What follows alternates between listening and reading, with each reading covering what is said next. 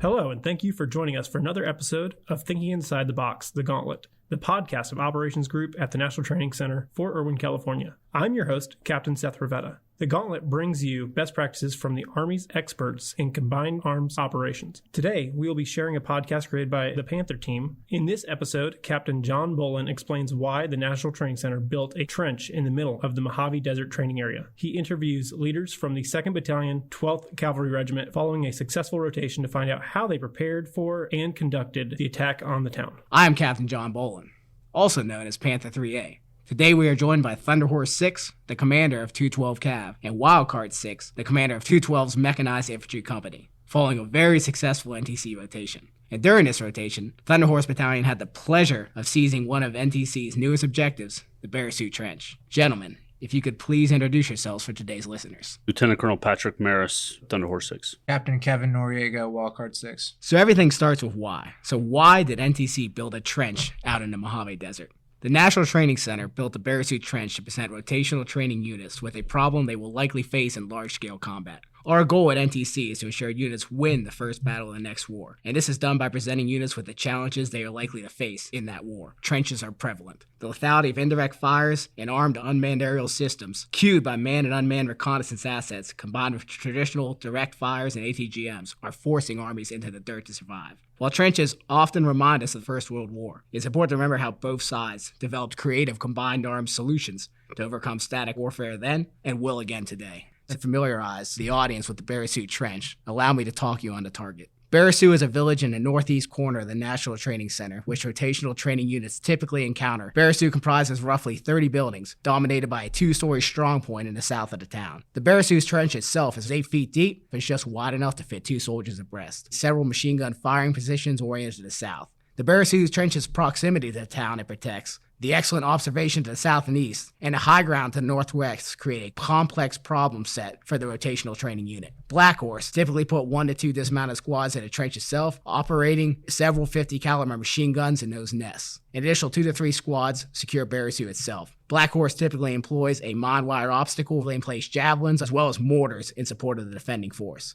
Black Horse observation posts and high ground provide early warning as to the rotational training unit's avenue of approach and scheme maneuver. Mounted section of BMPs, BRDMs, and T-90s operating in combat security outposts delay Blue Force movement to the north, and a mechanized force typically stages as a dedicated counterattack force. The complexity of this defense all means that, while the battle within the trench itself may be infantry-centric, the fight to get from the enemy's maximum engagement line to that foothold in the trench is one of combined arms requiring brigade shaping and battalion condition setting. For today's discussion, we will focus on 3 major themes. First, the brigade and battalion fight to shape the Barasu Trench and create conditions for Charlie 212's attack at a position of advantage. Second, Charlie 212's actual attack on Barasu and its trench. And third, how 212 Cav trained for the trench prior to NTC and how they would adjust that train up going forward preparing for large-scale combat. Without further ado, Thunderhorse 6, talk me through your visualization of the Barasu fight and how the brigade and your battalion set conditions for Seaco's successful attack. This was early in the morning on training day 3. The same battalion had attacked through Whale Gap, breached and seized Nebron, pushed through Red Lake Pass, and then rebuilt combat power in order to initiate this attack on Barasu. We understood the terrain surrounding Barasu. We understood the complex terrain south of Barasu and the dominating terrain north of it. We had a decent idea of the conditions that we needed to set at the battalion and brigade level in order to make this successful. Based off of attrition of our forces, we had to do some dynamic retask organization on the morning of TD3 in order to just be flexible at the breach site. But we were able to do that pretty successfully. As far as the enemy, I think we assessed the enemy on the objective to be a little stronger than what was actually found, and we were pretty accurate on what the mechanized force we thought was defending. The evening of TD2, we met heavy resistance, us and 2-8 Cav,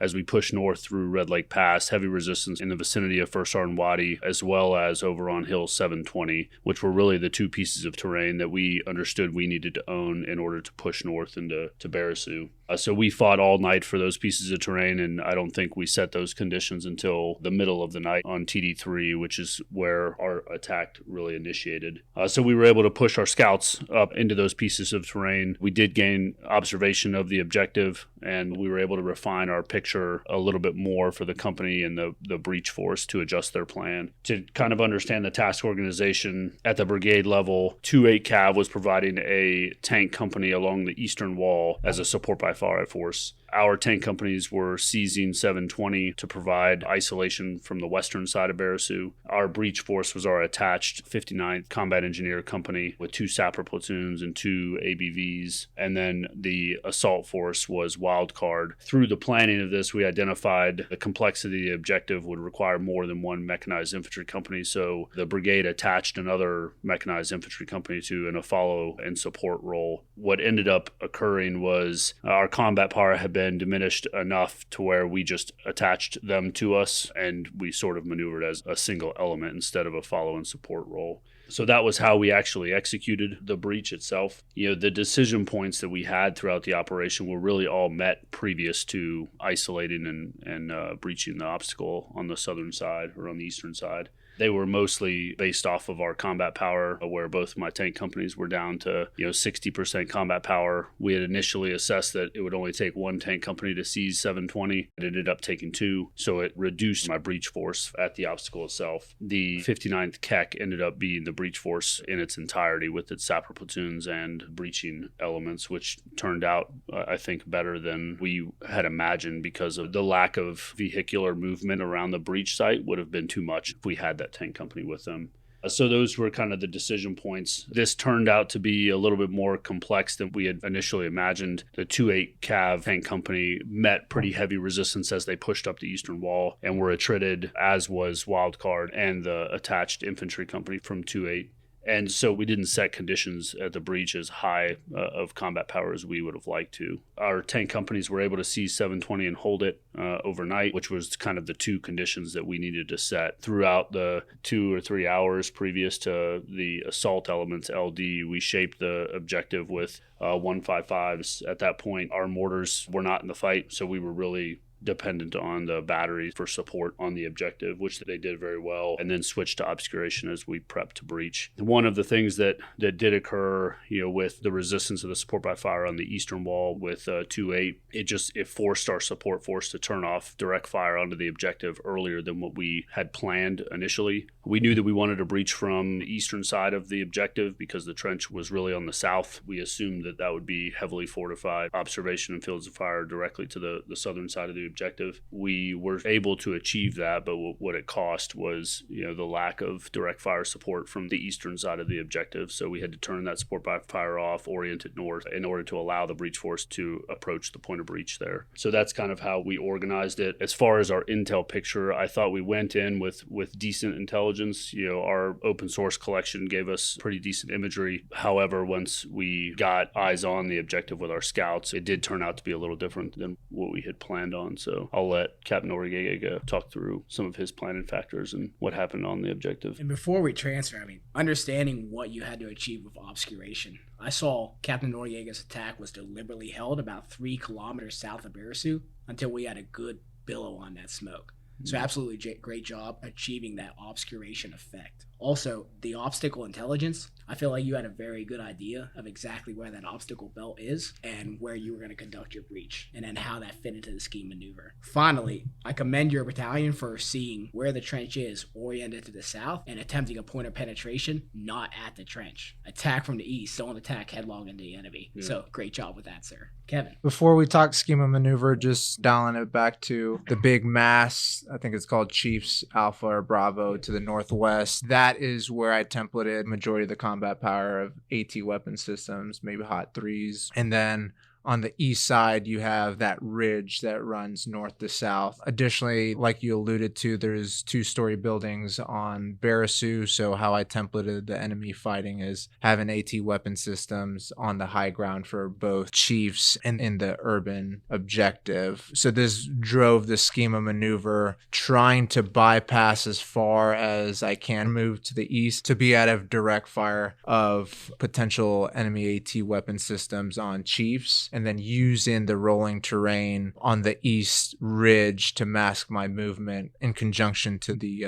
obscuration. Basic scheme of maneuver templated that the probable line of contact was between 2 to 3 clicks from the actual breach point, and then the probable line of deployment, there was a couple IV lines that we were able to mask and to hold our position to allow conditions to be set to move into the breach. But once obscuration was set and it was billowed, the scouts were still observing where the obstacle belt was, and they basically honed in to a good point of penetration and relayed that over to the company HQ. So our task organization, even though the engineers were the breach force, we had one platoon up front to guide us to that breach point, to almost do a recon to the best position, because based off of the map and it being period of darkness at the time, we weren't totally sure of the actual composition in totality of the obstacle. So they were able to identify a piece in the obstacle where there weren't any mines and it was away from the trench, and that was essentially the trigger for the breach force to come in and reduce the obstacle. Moving on to the scheme, so we were able to reduce the obstacle.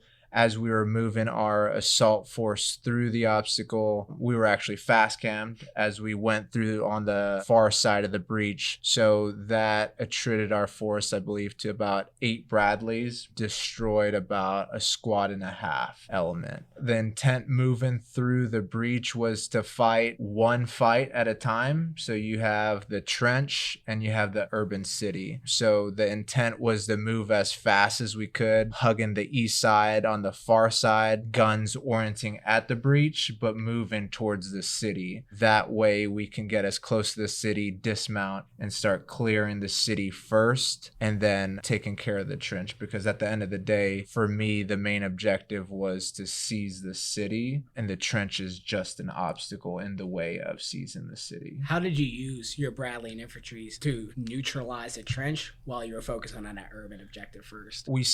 After we set up a far side security, we had 2 different SOSRAs that we conducted. So after the assault force came in, the task for the first platoon that came in, which was 3rd platoon, was to suppress the trench and then the western portion of the city to allow both other platoons and Cobra Company freedom of maneuver to get as close to the city as possible and then dismount. So having that suppression, the one thing looking back that I wish we had more of is another obscuration target to obscure or screen or cover our movement to get to the city after we got to the breach. But at that time, we had that support by fire on the trench and on the west side of Barasu to allow the rest of the elements to go through. But the 2-story buildings, that's where they had the AT weapon systems. By the time we got to the objective, we were down to 1 Bradley and all the dismounts had already got on ground. And at that point, we started pushing to seize a foothold onto the urban terrain and start clearing east to west.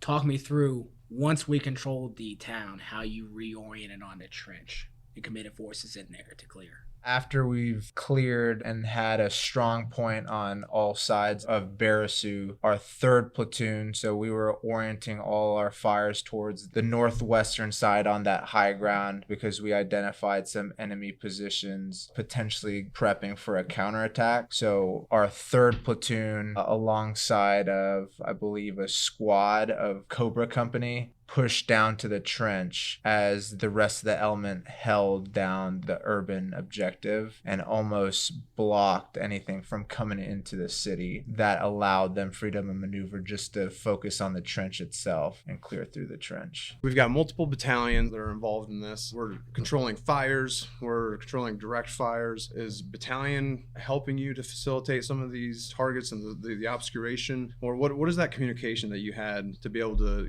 paint the picture for your commander?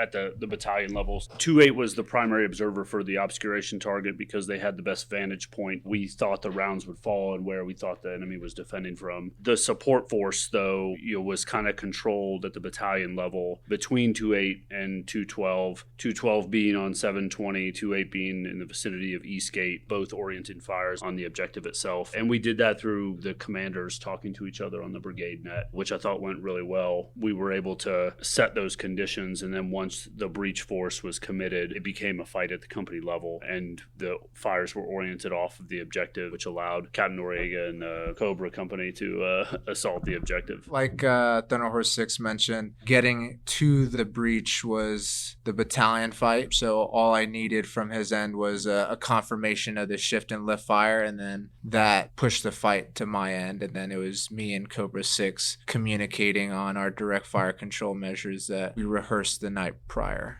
For that trench piece itself, executing that Battle Drill 7, talk me through how much force you committed to it in terms of squads, how you really fought your way into the trench, and then how from outside the trench you were able to maintain like C2, understand where your guys were, how we were shifting support by fire, because you did a great job still integrating your Bradleys as a mounted support by fire to support that dismounted element in the trench and then isolate the trench itself from any remaining enemy in Barasu. So talk me through that piece. At that point, the enemy was attrited to probably like a team's worth that was actually at the trench, because by us pushing to the city, they oriented their attention and some retrograded back to the actual city. So that allowed 4 squads, which was the assault element on the trench, freedom of maneuver. But at that time, like I mentioned, we had 1 or 2 Bradleys left that was suppressing the trench and turned off and turned into almost like an Overwatch isolation on the west side of the trench. I was C2ing it from the ground, and so after we took the city, I found a central point to communicate with my other platoons and have Overwatch of the trench.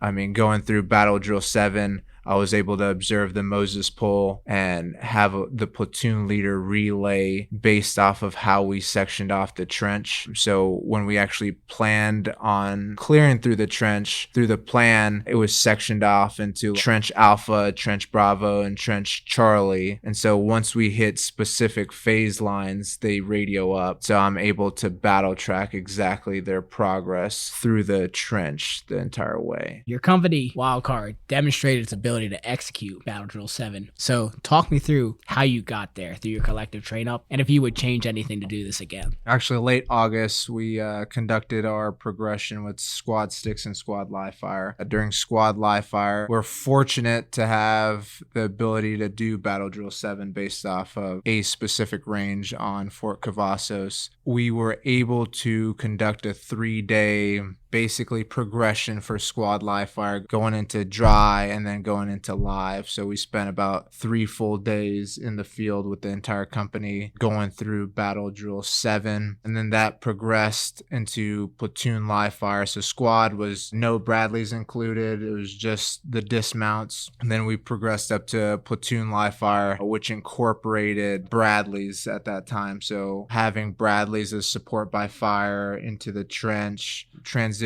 over to a local support by fire with the dismounted 240s, and then culminating before NTC to do a company Calfex in about March timeframe, same concept. The struggles based off the constraints that we had, as I reflect with, I guess, how we mitigated risk heavily. So we weren't able to get the true reality form of helping the weapon squads or the squad leaders who are on the ground with the 240s and the dismounts maneuvering. We weren't able to show them the reality of what does that 15 degree look like, metal on metal, and actually observing as the maneuver element pushes towards the trench and we shift fire. So based off the constraint of land, it's normally you're shooting towards the trench and then you shift off maybe at like 50 to 60 degrees and you're not really watching the maneuver element going into the trench. So I think that was reflected in our performance based off of not being able to maximize suppression on the trench as much as I wanted. I think it's a habit that was instilled with our training moving forward that we're going to fix. But altogether, we were fortunate to be able to have that land to conduct Battle Drill 7 squad, platoon, and company prior to coming here. So it built proficiency. I think we got probably to the 80% solution, but the final refinement comes into the fundamental piece of being able to show how to maximize suppression on the trench so that they can understand that you're maximizing suppression to the last second, which is, if you're on metal to metal, 15 degrees. So that way the enemy has no ability to affect your maneuver element because you're being suppressed. That's the lessons learned that I have from our train up and as I reflect through our performance at NTC. Gentlemen, I think we've done a very good job just talking through how your battalion and company fought to position advantage to seize Barasu Trench and your collective train up. Before we conclude, I'll ask if you have any parting thoughts either regarding this objective or the NTC experience that you'd like to share. Yeah, I think specific to this operation, one of the things that we miscalculated was just the time that it would take as we transitioned out of Red Lake Pass, the time it would take for us to set conditions to seize Barasu. And in that transition, we lost a lot of combat power that we didn't need to lose, just quite frankly because we were rushing up to set those conditions. Had we transitioned north of Red Lake Pass, rebuilt the combat power that we could, and then pushed, we would have made it on the night of TD2 instead of at 04 on the morning of TD3. However, I think across the brigade, we adjusted well and we employed our forces with what we had to be successful. For my end, just moving forward, conducting all these train ups with better GRGs. So actually planning with SDZs and educating squad leaders on how to actually plan for it before we hit the ground. And that will drive our rehearsals a little bit better so that they can first visualize where their TRPs are going to be, and then we can actually do walkthroughs so that they can understand on the ground what they're going to see to have a more successful operation. This has been Thunder Horse Battalion talking through their excellent attack on the Barasu Trench. We hope you enjoyed this episode. As always, our Observer Coach trainers are here to assist units. I invite you to look at our milsuite page for the latest products from Operations Group and subscribe to our Operations Group Tac Talks on YouTube for short lessons on successful techniques. Thank you for listening to Thinking Inside the Box, the Gauntlet, the podcast of Operations Group at the National Training Center.